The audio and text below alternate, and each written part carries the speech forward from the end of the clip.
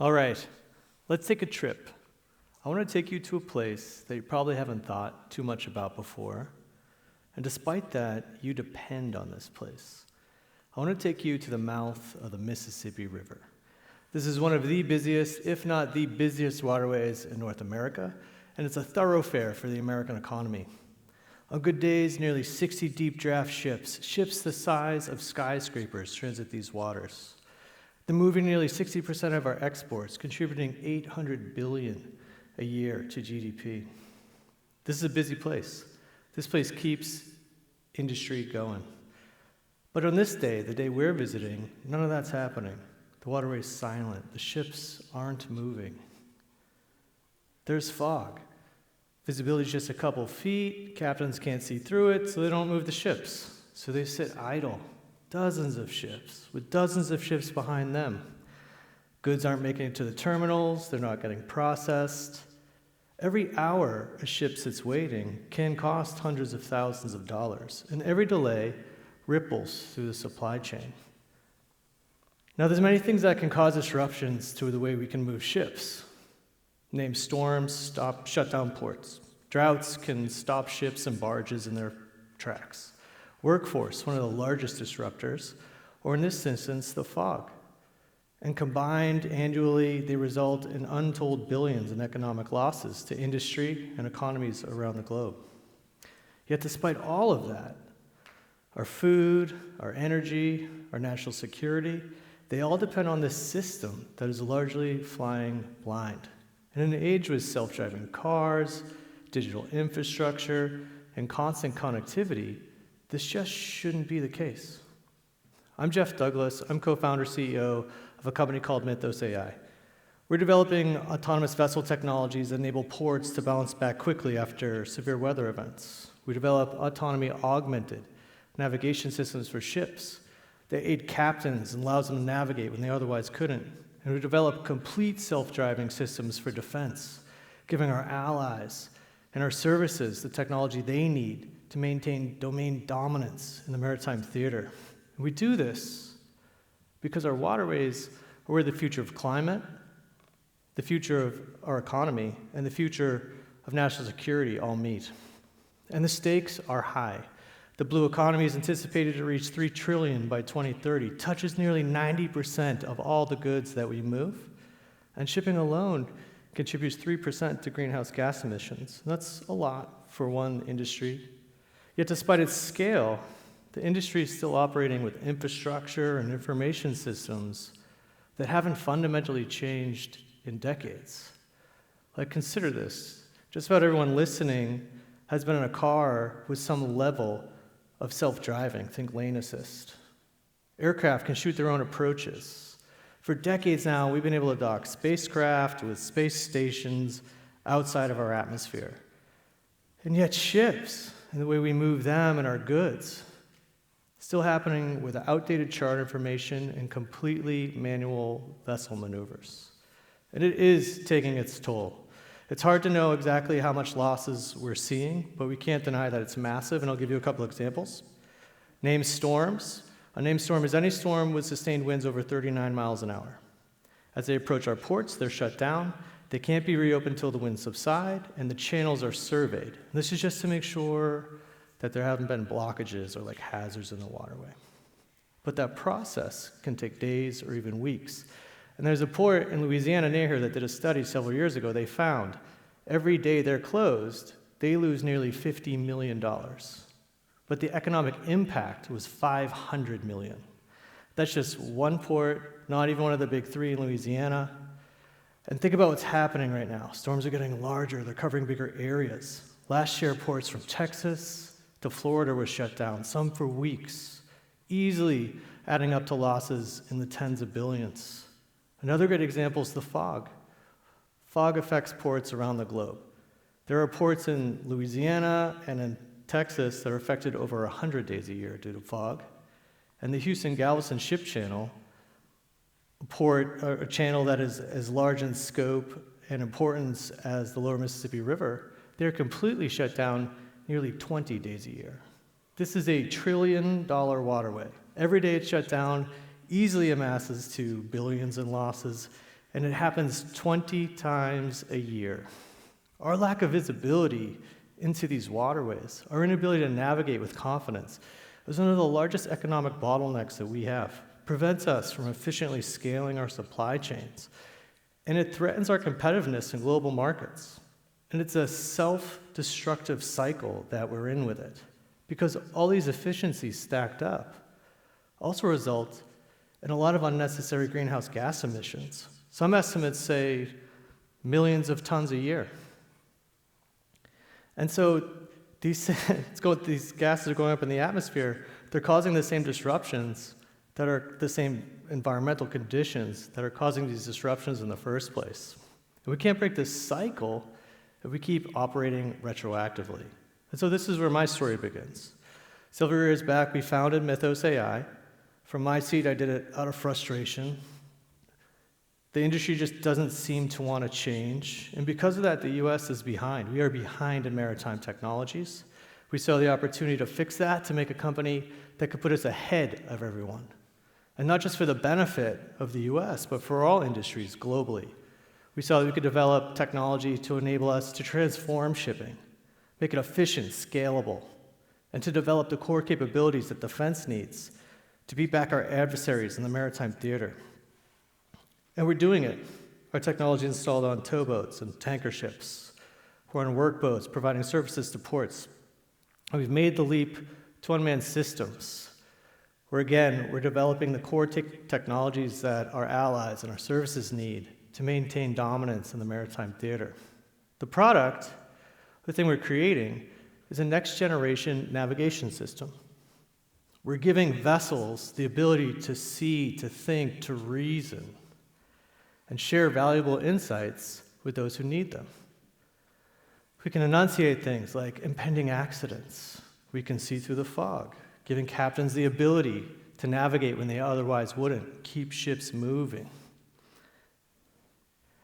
We do this because we want to give ships the ability to navigate more frequently with less limitations and effectively get less experienced younger people into the workforce so they can operate ships without sacrificing safety. And that's what this is all about, resilience.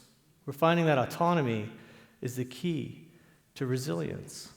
And not just economic resilience or resilience in defense, also climate resilience. We're finding it's the key to sustainability. And this is less obvious. You may think that the key to sustainable shipping is sustainable fuel, sustainable ship. And you're right. But the reality is that all these efficiencies stacked up result in shipping industry where ships are only operating at between 50 and 60% duty cycles. Some more, some less. But let's just park on this for a second. What this means is that 50% of the time, some of these ships are turned on, generators running, ships the size of the Empire State Building. They're not actually doing anything. They're waiting. Because of this inefficiency, fuel becomes one of the largest cost centers for shipping companies, but they have to offer their services at a price point that the market will accept. And so they need the cheapest fuels they can find. And today, those are fossil fuels. But if we can get rid of these roadblocks, these bottlenecks, we get the duty cycle up to 80, 90%. Now fuels become less of an issue. New, more expensive, sustainable fuels become more attainable. We can accelerate their adoption and the sustainable transfer of the fleet. Now, I want to talk about the tech again. So this is pretty advanced stuff. It comes straight out of self-driving car industry, an industry that spent billions developing the frameworks and techniques to put robotics to work in the real world. We use machine vision, machine learning, and what we're creating is a co-pilot for a ship. We're digitizing the ships. We're giving them the ability to perceive their environment like we can. Digital eyes and ears, effectively. And mapping the waterways they navigate in. Imagine ships that know where they are, what's around them, and how to navigate in the waterway they're in as if they've been there before. Like they have local knowledge. They know the safest routes, the most efficient routes. Take that, scale that across a fleet. I believe this will bring about the next generation, the next era of operational uptimes, efficiencies, scalability, profitability for the entire maritime domain. We call it advanced pilot assist, and it's like advanced driver assist for a car, but it's for a ship. And really what we're doing is retaining the experiences of master mariners around the globe so that we can transfer their knowledge, their skill, their safety, their compliance into every vessel that has our technology.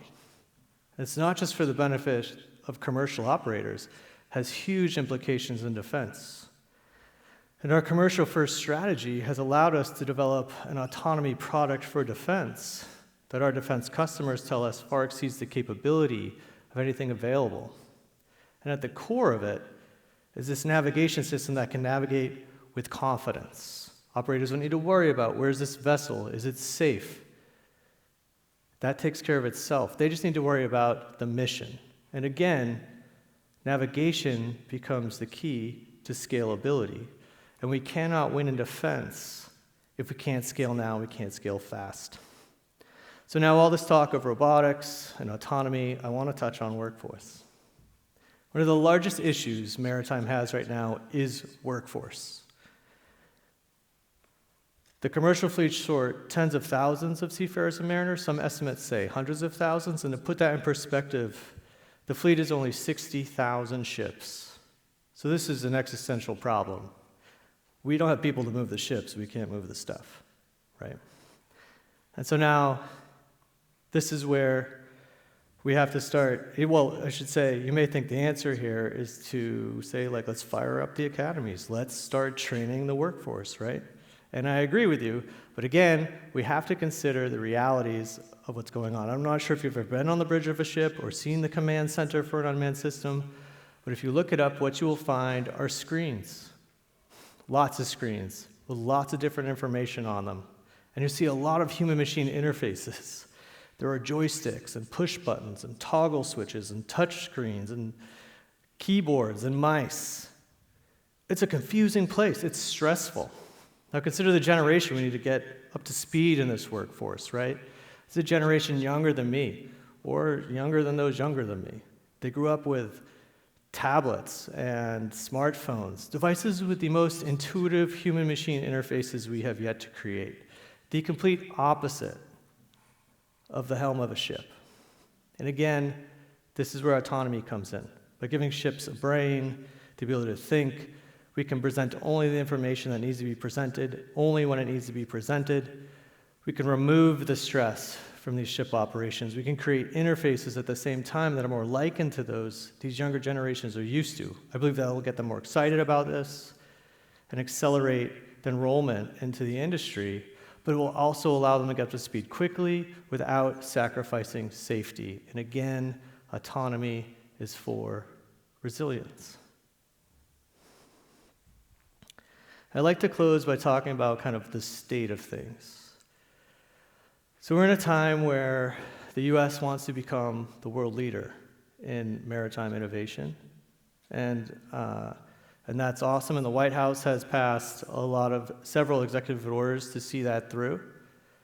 And I applaud that because it needs to happen.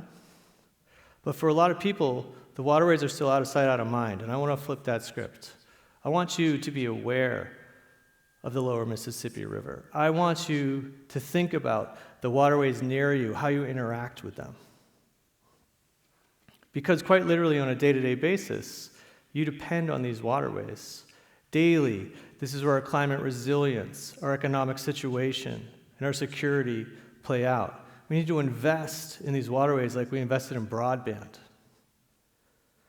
Because just like that, this is how we maintain our way of being, our livelihoods, and our leadership.